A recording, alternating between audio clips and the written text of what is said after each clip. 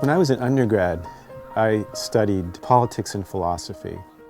And graduating from Brandeis University, which is where I did my undergrad, that prepared me to do absolutely nothing worthwhile. So I ended up, I met a friend and we moved up to Vermont together, and somebody asked me if I'd like to help them fix up their house. And I said, sure, I like being outside, I like working with my hands, and I just fell in love with carpentry. And I did that for about 14, 15 years, and looking back on it, I see that as my apprenticeship to becoming an architect.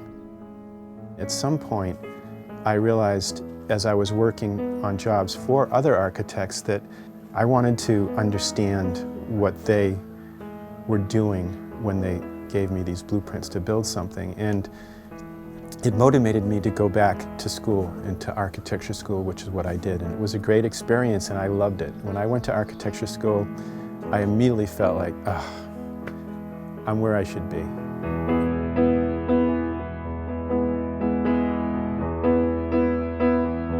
I feel like as an architect sometimes my role is almost as a vessel, something that receives all the sort of hopes and dreams of the client.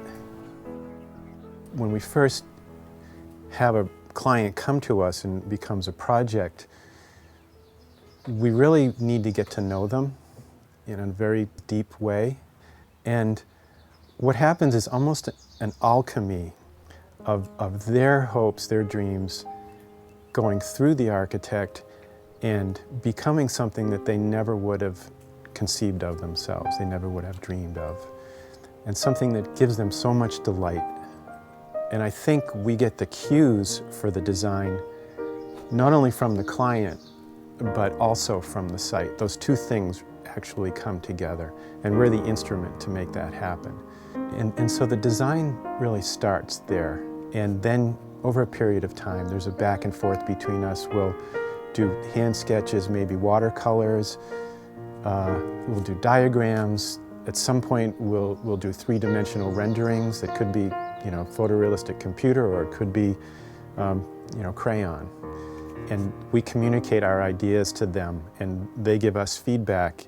And eventually, there's this flowering that happens, and we know we're on the right track. And at that point, things just start happening really quickly.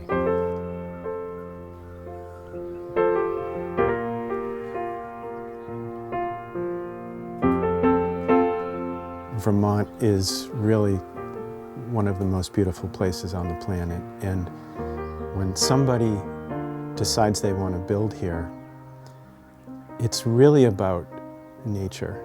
And I think what we try to do is to blur the boundaries between the inside and the outside, so that the way the sun moves across the sky, the way the seasons unfold, becomes part of your daily awareness.